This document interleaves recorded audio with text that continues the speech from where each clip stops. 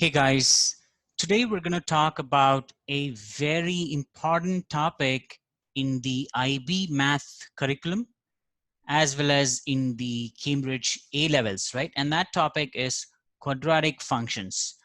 So let's jump right into it and look at it. So as you might be aware, the general form of a quadratic function goes like this, and I'm going to do that in my Desmos. So I have ax square plus bx plus c, right? And I'm going to go ahead and add the sliders for all three of them, a, b, and c, so I can change their values and show it to you in action as to what happens when I vary the values of a, b, and c, right? So you see here, the equation right now is 1x squared plus 1x plus 1, because the value of a, b, and c are respectively 1, 1, and 1, right? Now let's try to understand what happens when we change the values of each of them. I'm going to start with c.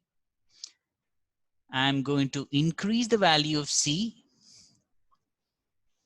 and decrease the value of c. What do you observe, right? C is that point where the parabola cuts the y-axis. So if I'm going to make C as 1, you'll notice that the parabola is cutting the y-axis at the point 0, 1. Let me make it 2, right? Now you observe that the parabola is cutting the y-axis at the point 0, 2. Right? So C is basically the y-intercept of the parabola, right? Every quadratic equation represents a parabola. The parabola could either be upward open, like in this case, or it could be downward open, and we'll see that in a bit. So we know the effect of C. Let's now look at the effect of B. I'm going to increase the value of B, and I'm going to decrease it, right? Now, note that I'm not changing the value of A and the value of C. I'm only changing the value of B. Now, B has the effect of shifting the parabola on either the right hand side or the left hand side, right? So we're going to leave B for now at B equals 1, okay? Let's now look at the effect of A. The value of A right now is 1, and I'm going to increase and decrease the value of A and show you what happens, right? So let's start with 1, and I'm going to increase it right now from 1 to 2, 3, 4, and so on. What do you observe is happening? As I increase the value of A, the parabola is getting narrower and narrower, right? And likewise, I'm going to reduce the value of A, right? And when I make it 0, you'll observe that it is a straight line. It's no longer a parabola. It is now a straight line. Let's now reduce the value of A to below 0, or let's make it negative. What do you observe?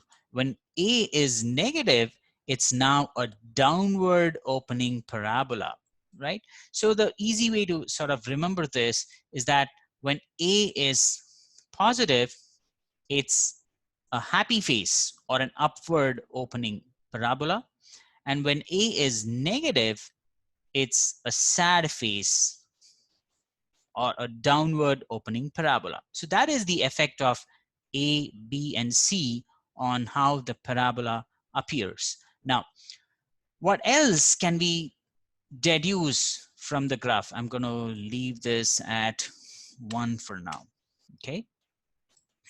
Now, what else can we deduce from the equation of the parabola, right? Now, if we wanted to solve for the roots of the parabola, we would then have to use the formula, and I'm going to put that formula in here and show it to you in action, right? So the formula is minus b plus or minus, but I'm going to just put plus for now. So minus b plus square root of b square minus 4ac, the whole divided by 2a. So I'm going to put my brackets carefully so I don't go wrong with that.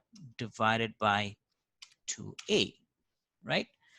And I'm going to put the second root of the equation, this time with a minus. So it's minus b minus square root of b square minus 4ac divided by 2a, right?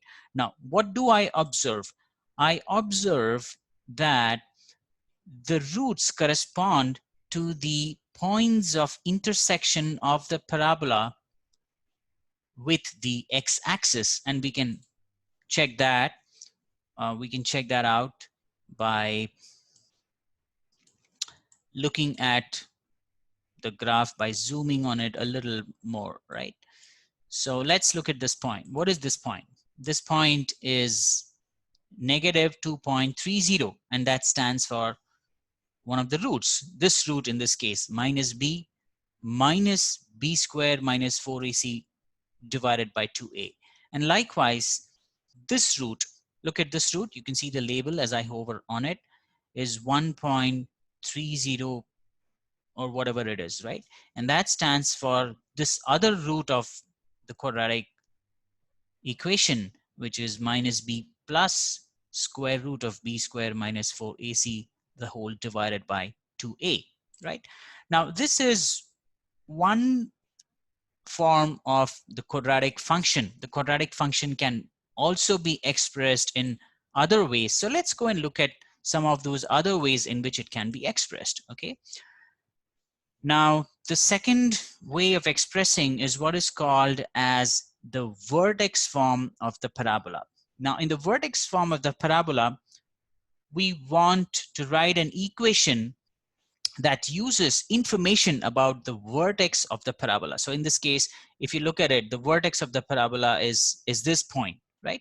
So I'm going to, for now, block this out and open a new equation, right? So I'm going to say a multiplied by x minus h the whole square plus k, right? Now this is the general form of, or this is, I'm sorry, this is the vertex form of the parabola. What we saw earlier was the general form. This is the general form, the line in black. And this one over here, the line in purple, is the vertex form of the parabola. Now, why is it called the vertex form of the parabola? And that is because the variables h and k stand for the coordinates of the vertex of the parabola. So h here stands for the x coordinate and k stands for the y coordinate. So let's vary the values of h and k to look at what happens to the parabola. I'm going to make h 2 and make k negative 3. Now you see what happens. The vertex of the parabola is now at 2, which is the x coordinate, right? And negative 3. So let me in fact label that. So I'm going to say h comma k and add a label to it, right? I want this to be in the same color, so I'm going to go here and choose purple, right? So you see here 2 comma minus 3 is the vertex of the parabola, or the x and the y coordinates of the vertex of the parabola. Is that right? So we have the vertex form of the equation represented by a times x minus h the whole square plus k, right? Now, would we be able to gather other information from it? Yes, we would be. Now that we know the vertex of the parabola, with that, you can also find the roots, but let's not jump into that right now. Let's look at the third form of the quadratic equation. And the third form is what is known as the intercept form, right? The intercept form looks like this: a times x minus p multiplied by x minus q. I'm going to add the sliders for p and q and vary the values of p and q and show you what happens.